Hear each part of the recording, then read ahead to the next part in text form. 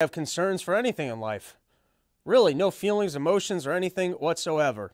Now you've got Boris Johnson responding to the Tucker Carlson interview.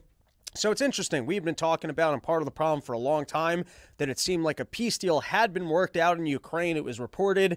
I don't remember where we had gotten this from. It's the Russian talking points. They come over, you memorize them, you spin them on the podcast, and then you just forget about it. But I remember it's something that we've been talking about for a while. It had been out in the ether, and that's what's fun about when Tucker Carlson or other people report on these things is you get this information to a much wider group of people, that more people can understand the fact that we could have dodged countless Ukrainian deaths for absolutely no reason.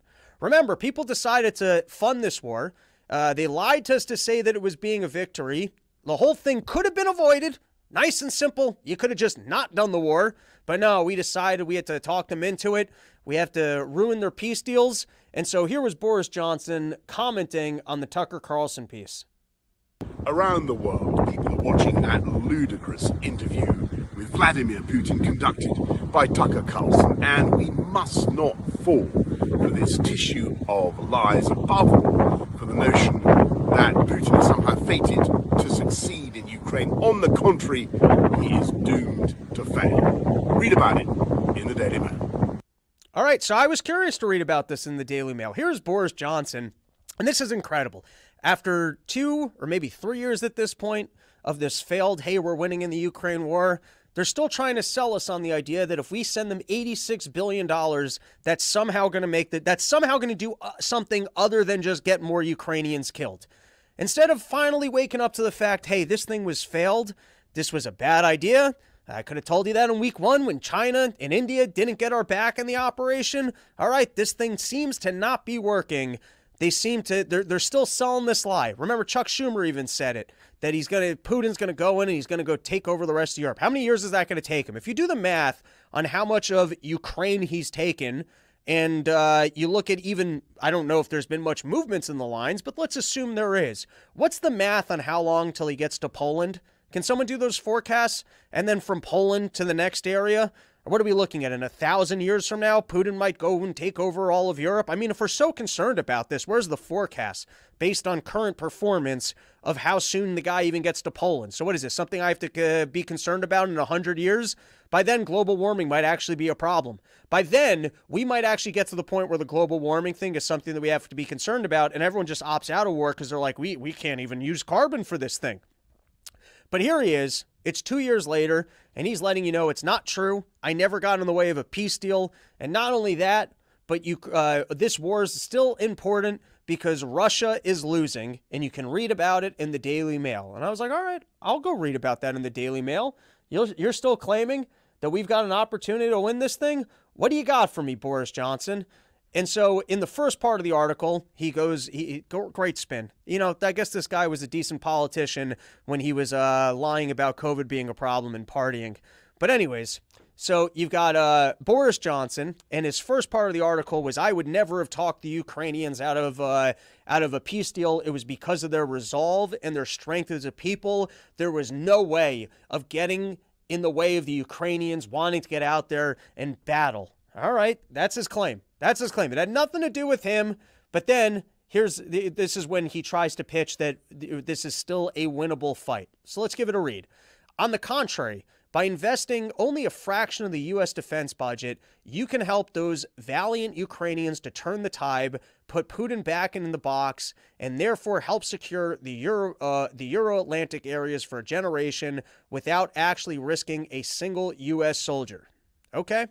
You can show the world that trying to change the borders by force will lead to disaster because the greatest lie of all, and I'm just going to move forward a little bit. I might be out of frame while I read this. And the one Putin hoped most to protect by his interview is that the Russian leader is bound to win. He is no more invincible than Adolf Hitler. In fact, he is bound to lose. He has already suffered colossal losses, but that is not the point. Whatever Ukrainian territory he temporarily occupies, he can never conquer their spirit. I hope and believe that if President Trump is elected again, he will confound his critics, turn his party around, and complete the work that he began when he became the first U.S. president to give arms to Ukraine. I say that because in the end, all U.S. presidents know that our collective security is indivisible. In the end, the Americans can be relied upon to do the right thing, having exhausted, as the old saying has it, all the available alternatives. Tucker Carlson did us a favor last night in the sense that he proffered the alternative, a Putin victory, the destruction of Ukraine, and the descent of much of Europe once again into darkness and fear. It cannot and must not happen.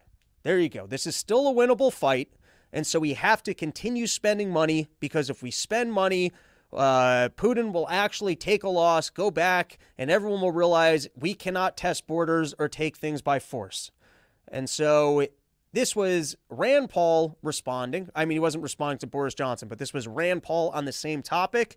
And I think, like, at least, can you guys articulate the $86 billion strategy? Can you articulate what the path to victory is? Because there was Boris Johnson going, hey, this is still winnable. Go read my article. I read the article. Did he tell us how it's still winnable? No, he just said that this is still winnable, and if we don't win it, then, you know, it's still kind of this line, democracy as we know it will never exist on planet Earth.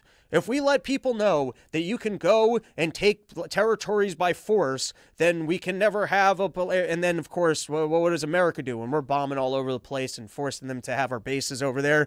But we're not talking about those kind of things. But can you at least articulate to us what the path to victory is? You're telling me, hey, we just need another $86 billion. What does the $86 billion do? How does that get you to winning the war? Can you explain it? Does anyone have an idea here? Is it, oh, with $86 billion, we can buy this specific tank. If we have this specific tank, we feel that we can take back these regions. And if we can take back these regions, then Putin can't do this. And then we can then finally take this area. Remember like the old World War II movies? You get their little maps and you go, we got to move this to here. So we cut off this supply line and then we blow up this thing and then we take to that thing. Can someone give me one of those things? The little diagram with the X's and the circles, and then you get General Patton. Give me a good movie out of this. Can someone articulate what the $86 billion does other than just keeps Ukraine in this fight, tells them that they don't have to negotiate, and just leads to more death? That's all it seems like it's doing. It just seems like you're pushing this thing to go on a little bit further. And what, you got two possibilities. I guess Ukrainian deaths are escalating it into a bigger war. I don't understand what the pathway to victory possibly could be here. And then there you go. They just self-reference. You can go read it about in my article. And then it's just, you go to the article and it's just more assurances of, well, how? How does this make a difference? What does this do? And so here, just to hear the alternative opinion, let's listen to Rand Paul. Disgusting. I find it really disturbing. No sound on my end either. What's going on There here? are people out there making the argument. We've been doing great on sound this whole episode.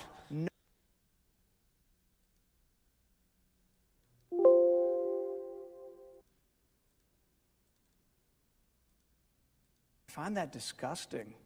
I find it really disturbing that there are people out there making the argument. That's odd. Give me a second here, everybody. I find that disgusting. I find it really disturbing that there are people out there making the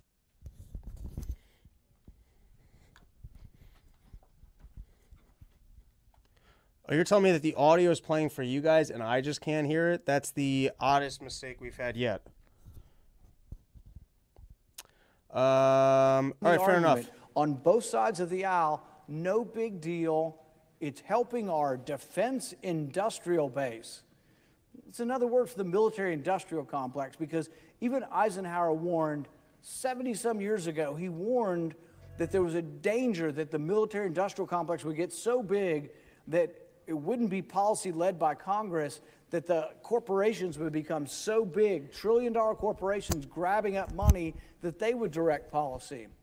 That it would no longer be you voting or no longer be us voting, but it would be the corporate interests who make the profits would be driving this. And I think we've become eerily close to that. I find that disgusting. I find it really disturbing that there are people out there making the argument on both sides of the aisle, no big deal. It's helping our defense industrial base. All right, I'm not really sure where to stop the clip, but you guys can go check it out. And essentially what he's saying is that we're not even really arguing that we can win the war at this point. It's that we can make money for the defense contractors. That's the new pitch to the American people. And think about the human interest story of the death in Ukraine. I'm just saying, they like playing off emotions. They like telling us about how people will die and the dignity of human beings. So why not report on all the people that have been conscripted to war, the actual deaths and injuries of this war, and how the American people are trying to keep Ukraine in this fight instead of settling a peace deal. And still lying to us to pretend that, Putin's going to go take over all of Europe. Please articulate that to us. How is it possible? What's the time frame? How does this end up being a fight with Poland? Has Putin stated that he wanted to do that? Does he have any of the means necessary to do so? And then you're also telling me at this point, it's basically, well, we need to get them the money and it's good for our industries. Is that a good reason to be sending people to death? And then this was from, I forget where, Ron Johnson. And we played this on Part of the Problem as well. He did a Twitter Spaces, and I thought that he stated this well. So let's give this a read. Senator Ron Johnson, we all have to understand that Vladimir Putin will not lose this war. Losing to Vladimir Putin is existential to Vladimir Putin. Russia has 4 times the population and a much larger industrial base. Russia can produce 4.5 million artillery shells per year. We're not even up to 1 million per year. The average age of a Ukrainian soldier right now is 43 years old. Some of Zelensky's top aides say that even if the United States and its allies deliver all the weapons they have pledged, they don't have the men to use them. If you're worried about the people of Ukraine, you have to understand that probably 100,000 of their soldiers have been killed.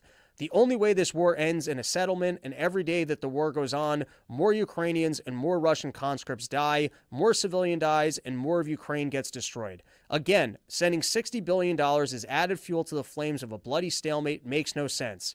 As evil of a war criminal as Putin is, he's not going to lose this war, and our colleagues here just aren't willing to accept that reality. They are living in a fantasy world thinking that Ukraine can win this thing. Well said by Ron Johnson. And this was reported by Zero Hedge. It was reported by Kyle from antiwar.com, but that there are starting to be some protests against the conscription. In some very pro-Russian towns, you get the women out there going, hey, you can't be taking our boys, you can't be taking our husbands. And where's all the media footage of this? Of all the people being pulled from their homes to go fight in an unwinnable war because of our fantasy that what? Articulate the strategy. What does the $86 billion do? Here, we can read this. In a sign of things to come, anti-conscription protests have begun popping up in Ukraine, and crucially, even in areas as generally supportive of Zelensky's war efforts against Russia. This comes as the Zelensky government has for several weeks now been teasing the likelihood of a major mobilization as the military is in dire need of hundreds of thousands of more able-bodied troops. Currently, a controversial mobilization bill is currently slowly making its way through Parliament. It seeks to reduce the age limit of conscription from 27 to 25, while also increasing the penalties for those that failing to register. All right, and then here's the last thing on this topic. Funding fight, obviously you're urging Congress to act. You all have been fairly optimistic, but realistically, I mean, Speaker Johnson doesn't seem to have any interest in bringing up this bill to fund Ukraine and Israel. So what is Plan B? Is there a Plan B if Congress doesn't get this done?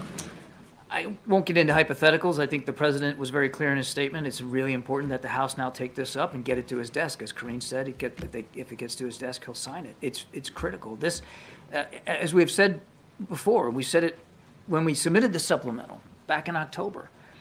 There is no magical pot of money from which to draw to try to support these allies and these partners, and to try to support, oh, by the way, significant humanitarian assistance needs, not just in Gaza, but elsewhere around the world. Congress needs to act. They need to be the ones to move forward.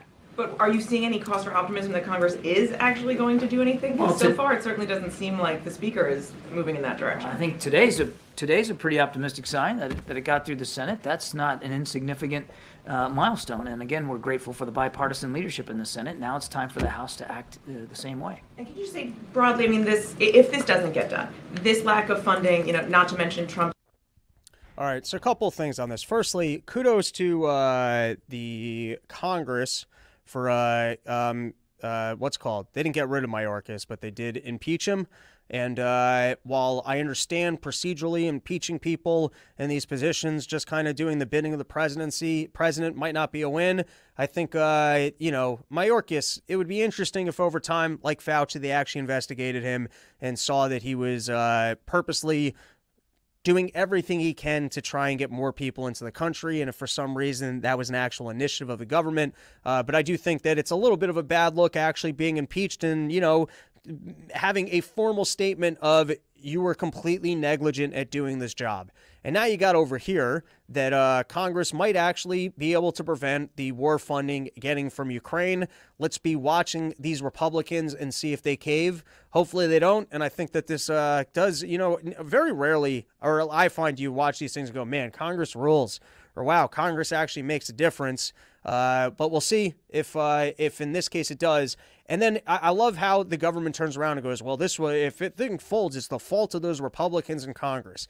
If you work in a company and someone goes, hey, we're going to put this into the marketing budget and it's going to bring this amount of returns, and then we're going to have this amount of money for this next thing, and then it doesn't work out. And then they turn around and go, well, I just need more money to spend on the thing. And then the people who said, well, your plan didn't work. We're not spending more money on your plan. And then you go, oh, well, it's their fault because they didn't give me more money. No, your plan didn't work. 2 years ago, you guys made some really broad and bold claims about how we were winning this war and we're not. And how, I don't know what you think you're going to do. So you're going to beat back Putin to his lines. You're going to bankrupt the Russians. And then Putin will have learned his lesson. And then what? What exactly was the strategy here?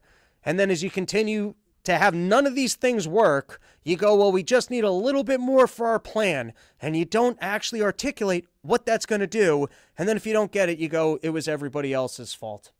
All right, let's move on to our next topic, which is the latest of what's going on out in Israel and Gaza. But before we do, why not plug sheathunderwear.com, the most comfortable underwear that's ever graced the balls of man.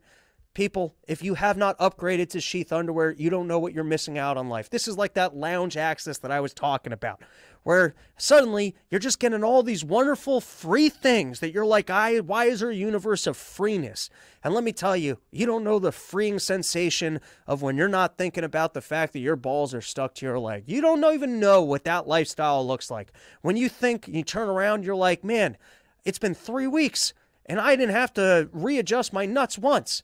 Think about how much time and brain space you're wasting every single day as you've got swampy nuts flopping around all over the place, and you sit down and they're getting stuck to your leg. You don't even know how much that's holding you back. And so I've been out here for 2 whole years telling you about sheathunderwear.com, the better lifestyle that you could be living, and how you could have your underwear with everything cool, comfortably protected, and separated the way that you'd like for it to be. So go to sheathunderwear.com, use promo code RYM, you get yourself 20% off the greatest underwear that's ever graced the balls of man. All right, so now further coverage of how everyone in the Middle East is just wrong. It's just the divorced couple, they're going to fight to the end, and you can stand on the sidelines and go, listen, like, can we not fight to the end? Or at least, I guess in this case, we could be like, listen, we don't need to fund the lawyers so that these people can fight to the